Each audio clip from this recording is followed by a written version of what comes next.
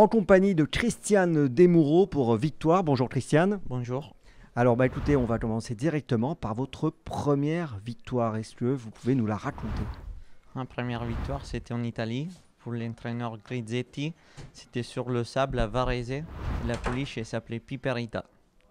Tout ça est très précis. Alors, comment ça s'est passé cette première victoire? Vous vous attendiez au succès le jour où ça s'est passé ou ça s'est pas passé vraiment ce jour-là? Vous pensiez pas que ça allait se passer ce jour-là? Non, c'était un petit poids, je pense 49 kilos, un truc comme ça. Et c'était un peu l'outsider et c'était un peu une surprise d'avoir gagné cela. C'était votre première monte ou pas, ou vous aviez déjà participé à des La courses? deuxième. Deuxième monte, c'est venu vite quand même alors. Oui, tout à fait.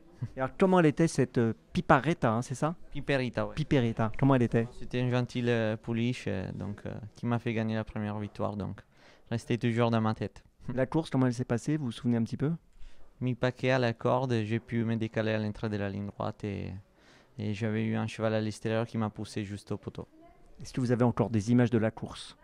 Oui, oui, tout à fait, ça s'oublie pas, hein, parce que c'est la première victoire quand même, c'est une émotion unique. Mais vous avez la vidéo, je veux dire, vous avez les images réelles? Oui, oui, je l'ai sur les sites italiens, tout ça, même moi, je la vois encore.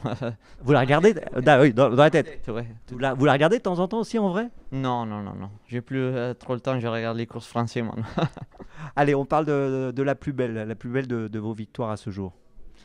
L'Arc de Triomphe, vous choisissez soit Ici Impact. Voilà, c'est ce que j'allais vous dire, lequel? Ouais, les deux, c'est des belles victoires. Il y a eu une pouliche aussi. J'avais le Diane, c'était une belle course. La Cressonnière, une pouliche qui m'a fait gagner mon premier groupe 1. Donc, c'est des belles victoires. Ouais, c'est vrai que vous avez un peu l'embarras du choix là sur les belles victoires. Et alors, si je vous pose la question quand même, je vous pousse un peu dans vos retranchements. Entre l'Arc de Triomphe de Sotsas et celui d'Ice Impact, est-ce qu'il y en a un des deux qui a un petit avantage sur l'autre ou c'est vraiment impossible de les départager? Bah, c'est très dur. Il n'y avait pas de public. C'était Covid, c'était une année un peu spéciale. Il m'a touché un peu plus parce que je venais de perdre mon père et tout ça, donc c'était un peu plus dur. Ah bon, ici Impact, c'était notre histoire. Il y avait tout le monde.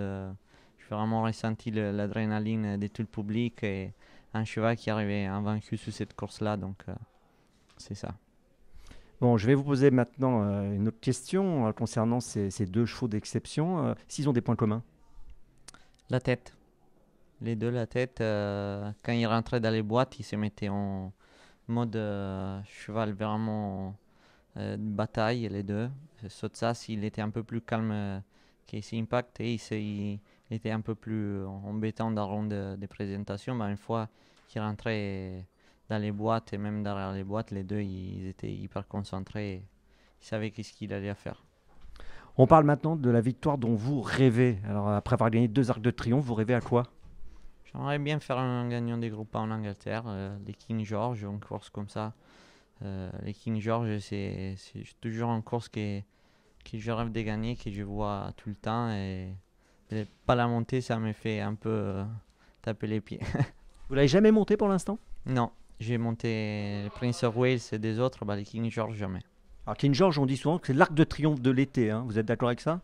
Oui, tout à fait. C'est les chevaux qui après ils vont normalement courir l'arc. C'est 2004, c'est un peu le même parcours que l'arc. Bon, bah écoutez, je vous souhaite de le monter bientôt et peut-être de le gagner bientôt. Je remarque quand même que quand vous montez une course que vous n'avez jamais montée, vous la gagnez assez vite généralement. On essaie de faire pareil alors. Je vous le souhaite. Alors, quel cheval sinon vous a le plus marqué et pourquoi? Ici Impact quand même, arriver invaincu à 3 ans dans l'arc et faire qu'est-ce qu'il a fait, il m'est resté vraiment dans la tête parce qu'il avait un drôle d'accélération. Il y en a très peu qui l'ont fait et il restera dans l'histoire. Et cette année 2023 qui est montée Crescendo, qui a démarré à Cagnes avec lui et Crescendo s'est monté, ça a dû être incroyable pour vous quand même. Tout à fait, on a commencé à Cagnes, on ne pensait pas au début, petit à petit. On a commencé à comprendre qu'il avançait vraiment ici quand il avait gagné la Listed. On a dit c'est pas mal du tout et après le Jockey Club impressionnant. On bat quand même un cheval qui a gagné les 200 mètres à Scott après et le laisser sur place un cheval comme Big Rock, ça veut dire qu'il était un extraterrestre. Merci Christiane, merci beaucoup.